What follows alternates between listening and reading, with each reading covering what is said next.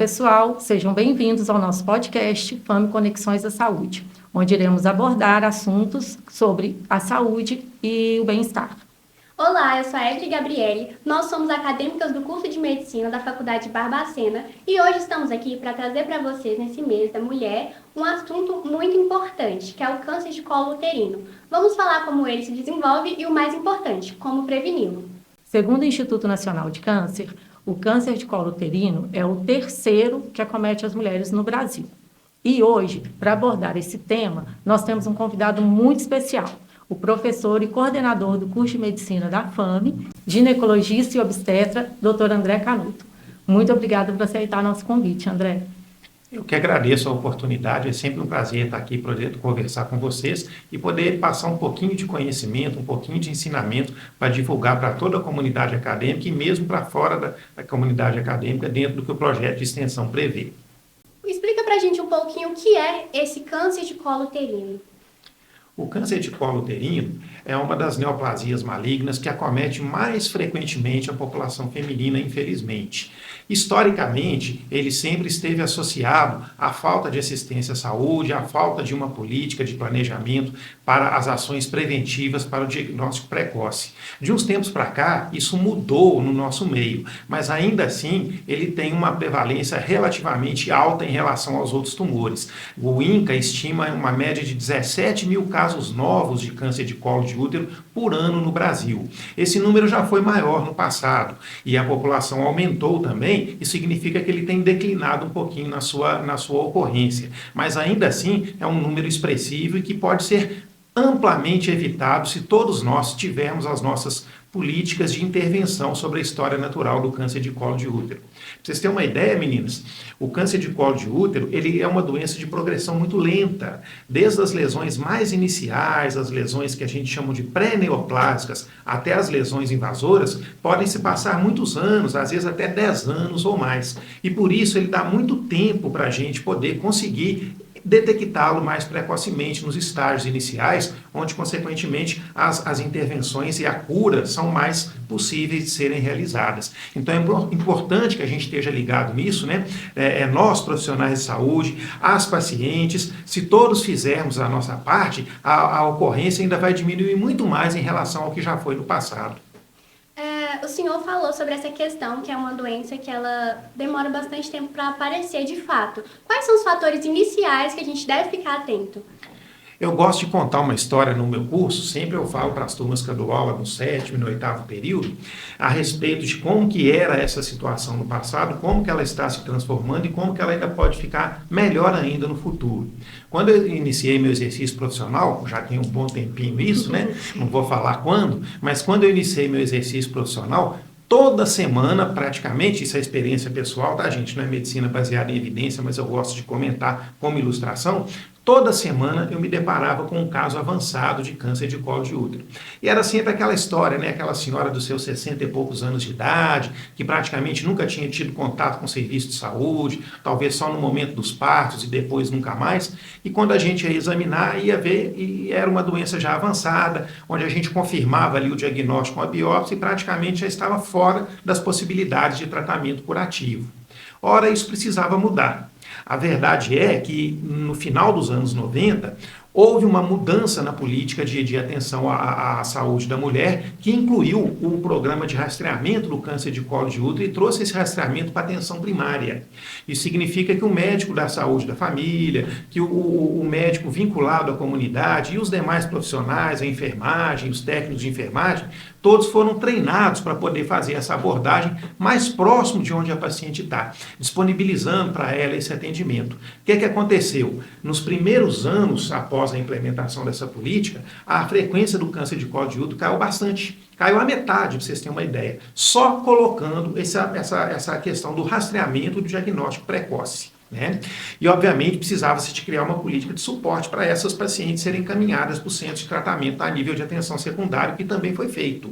Então, isso representou um primeiro grande avanço, porque interviu ao longo desse tempo que você me perguntou aí, de às vezes 10 anos de evolução, dando tempo da gente encontrar o que a gente chama das neoplasias intraepiteliais cervicais, as NICs, NIC 1, NIC 2, NIC 3, que são diagnósticos tanto citológicos quanto eventualmente histológicos mediante biópsia.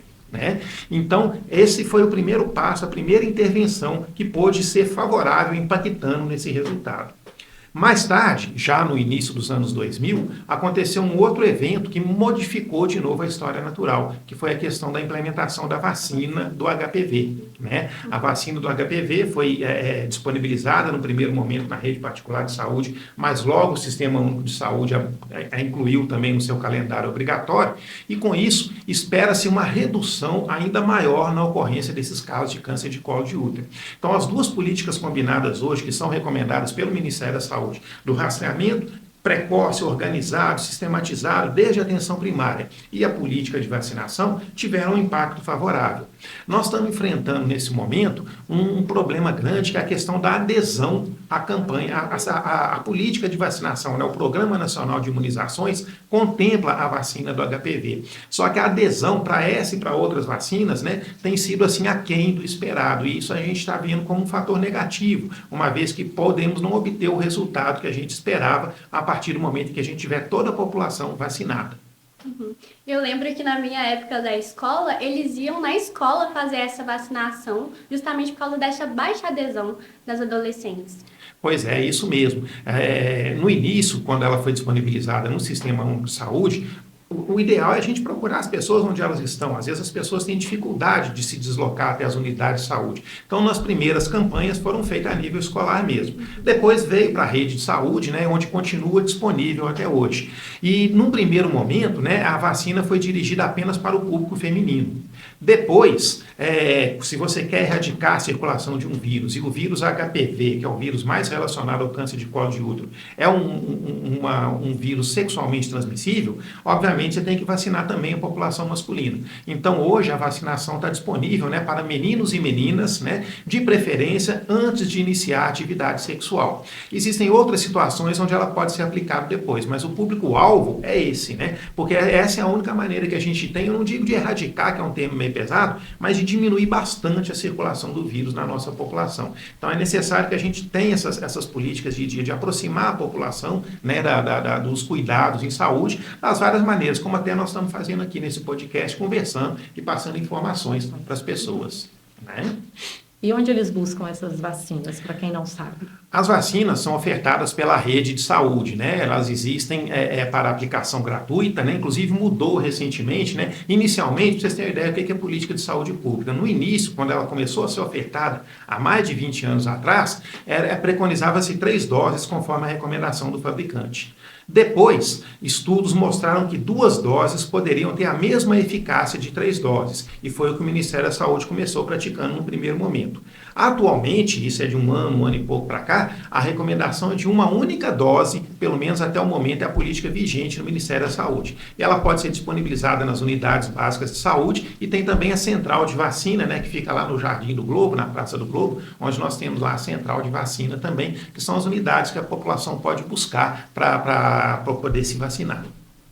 O senhor falou pra gente sobre a questão desse monitoramento precoce e da vacina. Mas, assim, quais são os fatores de risco que a população tem que ficar alerta para saber? Muito bem. Primeira coisa, a associação entre câncer de colo de útero e HPV, o vírus HPV, ela é assim consagrada na literatura há muitos anos. E ele é uma infecção sexualmente transmissível. Então, políticas de educação sexual também são importantes, né? Isso pode ser implementado para a população adolescente, para a população jovem, a nível escolar, né? Tem alguns fatores de risco, né? Quem somos nós, assim, não vamos julgar comportamento de ninguém. Mas, assim, multiplicidade de parceiros, início muito precoce de atividade sexual, a não utilização de métodos de barreira e de proteção, tudo isso aumenta o risco de adquirir infecções sexualmente transmissíveis, em geral, dentre elas a infecção pelo HPV. Outra coisa também, assim, a associação que existe da progressão mais rápida das lesões com as pessoas tabagistas, né? O fumo não é causa de câncer de colo de útero, mas existem estudos mostrando que a progressão da lesão acontece mais rápido em populações fumantes do que em populações não fumantes. Então é considerado também um fator de risco, tá? Esses são os principais. Doutora André, e onde, quando e como que as pessoas vão procurar ajuda para fazer essa prevenção? Muito bem, todas as unidades básicas de saúde estão disponíveis aí para poder ser feita a consulta e a realização do que a gente chama de exame preventivo. Tem gente que usa também um termo antigo, Papa Nicolau, que era utilizado no passado. Hoje a gente nem usa mais esse termo, mas ele ficou tão consagrado que às vezes a gente deixa continuar usando, porque o importante é que a pessoa faça, né? As unidades básicas de saúde estão habilitadas para isso. Nesse final de semana mesmo agora, dentro do projeto de extensão, eu participei de uma ação em 2 unidades básicas de saúde aqui de Barbacena, a unidade do bairro Funcionários e a unidade do bairro Santa Efigênia, onde nós fizemos lá um mutirão de coleta, né? As pacientes foram alocadas pelo pessoal da enfermagem, da atenção primária, alguns médicos das unidades básicas de saúde foram envolvidos também, e essas pacientes foram agendadas para a realização do exame preventivo. É um exame simples, de execução fácil, de baixo custo, né? Não digo baixo custo para o sistema, porque ele é oferecido gratuitamente nas unidades básicas de saúde. E de realização muito simples, né? Não tem nenhuma dificuldade, né? Basta a gente treinar as pessoas, nós treinamos vários alunos para isso. Eu fiz o treinamento de vários alunos da faculdade que participaram dessa ação. Mas essa ação vai ser uma ação permanente, ela não se restringiu só a esse final de semana. Nós pactuamos na direção da Faculdade de Medicina, em parceria com a Secretaria Municipal de Saúde, pactuou de que essa seja uma política permanente, continuada, né? Então nós vamos fazer outros eventos em outras unidades de saúde ao longo do ano. Mas independentemente disso, essa ação já existe implementada nas unidades aí. Então basta que as pessoas procurem e principalmente também o papel que a atenção primária tem de identificar as pacientes, porque existe uma norma, uma política, uma recomendação de quando fazer, com que intervalo fazer, qual que é a faixa etária alvo para ser feita a coleta do material de preventivo. E isso é papel do cuidador de saúde, né, esclarecer a população, tá no momento de você fazer, já tem um tempo que você não faz, volta aqui na unidade. Então, esse é um papel que a gente tem que fazer como é que eu vou dizer, de chamar a população. Porque a gente já entra também nesse monitoramento precoce, já para evitar lá no futuro, né? Porque o que eu gosto de falar o nome técnico, exame citopatológico, embora o pessoal fale exame preventivo, né? Porque ele detecta as lesões antes de se tornarem invasoras, né? O que a gente chama de NIC, neoplasias intraepiteliais cervicais, ou até lesões mais precoces ainda, são detectadas nesse exame, que é um exame simples, né? Então, isso permite a identificação e o tratamento dessas lesões antes que elas se tornem invasoras, antes que ela ultrapasse o que a gente chama lá em histologia, vocês lembram da lâmina basal, e se torne um carcinoma invasor, onde a possibilidade de cura ou a agressividade do tratamento na tentativa de buscar a cura seja maior. Bom, e sobre essas informações que o Dr. André acabou de nos passar, vocês podem encontrar mais detalhes nas nossas redes sociais. É isso aí, né? A divulgação está sendo feita nos veículos de comunicação da FAME, através das várias instâncias que nós temos, setor de marketing, setor de extensão, todos eles estão ligados nessa política de prevenção do câncer de colo de útero. E assim, para mostrar para vocês que a gente ainda tem coisa promissora para vir pela frente aí em termos de câncer de colo de útero, hoje já existem alguns estudos, porque quando a gente fala vírus HPV, o vírus não é um só, ele tem dezenas ou centenas de subtipos, né, ou de sorotipos, e tem alguns que têm maior associação com câncer de colo de útero e outros não. Hoje já existem estudos piloto feitos em parceria da iniciativa privada com o sistema público de saúde, porque é uma técnica mais cara, subtipar o HPV, mas que conseguem já mostrar que existe uma relação de custo-benefício favorável, isso tem que ser demonstrado a nível de saúde pública, é claro, para a questão de investimento, né? Mas existe hoje uma recomendação das sociedades científicas de especialidade, a FEBRASGO, que é a Associação Brasileira de Ginecologia e Obstetrícia, e outras entidades científicas, já recomendam identificar qual é o subtipo de HPV através da genotipagem, por técnica de biologia molecular. Ainda vai levar um tempo para a gente incorporar. Mas como vocês estão vendo, nós já tivemos 2 grandes saltos com a política de rastreio e depois com a vacina. Esse deve ser o próximo passo aí nos próximos anos. Enquanto isso ainda não acontece, nós vamos utilizando os recursos que nós temos disponíveis, que é a coleta do preventivo e a vacinação da população-alvo. Esse foi o nosso episódio de hoje e gostaria de agradecer a presença do nosso coordenador, professor André Canuto, por estar aqui trazendo conhecimento para vocês e enriquecendo o nosso podcast. Gostaria de agradecer também a minha parceira Rita E dizer para vocês que, para mais informações, acompanhe o nosso Instagram, Fame Conexões da Saúde, e o próximo episódio também. Muito obrigada.